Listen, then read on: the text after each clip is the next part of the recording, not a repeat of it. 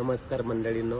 तर आज आपण पौर्णिमेचा दिवस आहे, रक्षाबंधन. तर आज आपण नाथांचे आद्य गुरु दत्तगुरु महाराज यांच्या कृपा आशीर्वादाने या महाराष्ट्रातील भूमीला असे महान संत या ठिकाणी संजीवन समाधी घेतलेली आहे. आणि आपण आता या क्षणी जवळच असलेल्या मढी इथून 200 किलोमीटर मढी, सावरगाव आणि जालिंदरनाथांच्या समाधीचे आपण दर्शनासाठी आणि भेट द्यायला चाललेलो आहोत. तर याचबरोबर आपण रक्षा घेतलेली आहे आणि ती राखी आपण नाथांना आता बांधणार आहोत.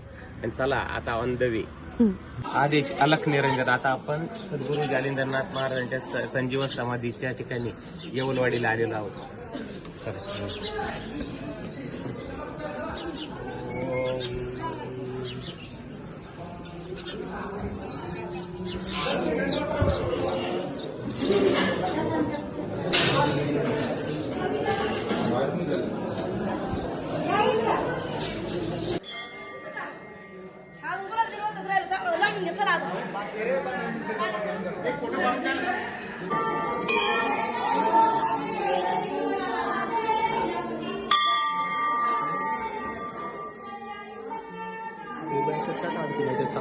आम्ही कटलाय आमचा माग बघू शकता तुम्ही दोघं. आम्ही चढतोय, आम्हाला वाटलं रोड बंद आहे. आम्ही गाडी खाली लावली आहे आणि आम्ही आता चढतो वर चाललोय. सगळे लोक गाड्या घेऊन चालले. बघू शकता इकडून सगळे लोक येत आणि आम्ही गाडी पर खाली लावली. तर वरती मंदिर आहे टॉपला. थोडं वरती गेलं की दाखवतो तुम्हाला मस्तपैकी. आणि आम्हाला लोकांनी लुटायचं लय ट्राय केलं. बळजबरी साड्या ते विकत होते.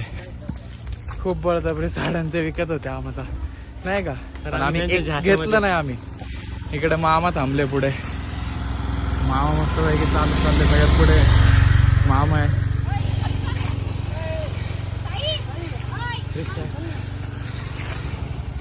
आम्ही काश गाडी आणली असती तर बरं झालं असतं.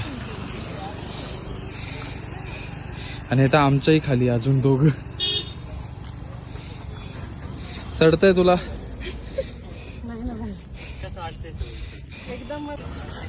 आम्ही पोहोचलोय मंदिरापाशी. मस्तपैकी मोठा देवी मंदिर. बांधकाम चालू आहे. रोड मस्त आहे.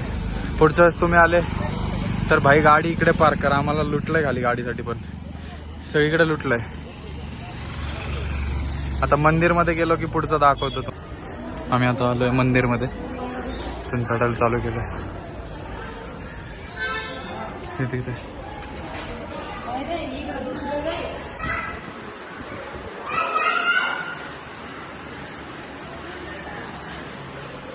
मस्त मूर्ती केलेली आहे इथे. वरती जाऊ आता. वरती दर्शन.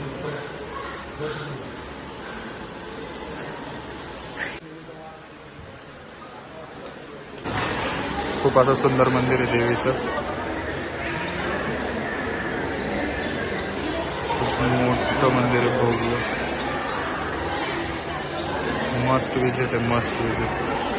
खूप मस्त आहे हे मंदिर. आमचे दर्शन झाले सगळ्यांचे. आणि मागचे काका म्हणत होते की फोटो काढणं अलाउड नाहीये.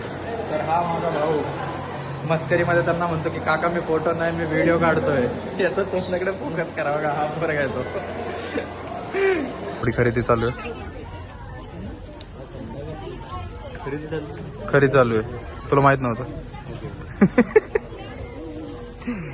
मामा थोडे वेळ हे घेत आहे. काय म्हणताय ना, जोळी घेत आहे. वरतीच मंदिर आहे.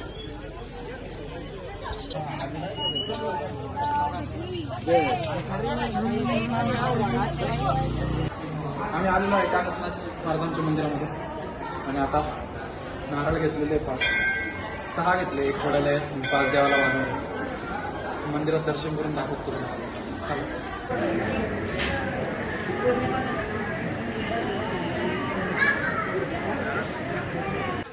या मंदिरामध्ये या ठिकाणी हे विठ्ठल रुक्माईचं मंदिर आहे.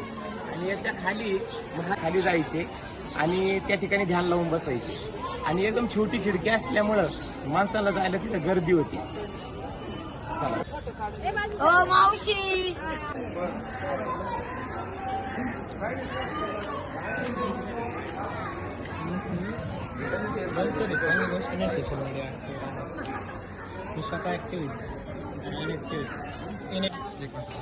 त्यामध्ये लावून पावले हे काय म्हणजे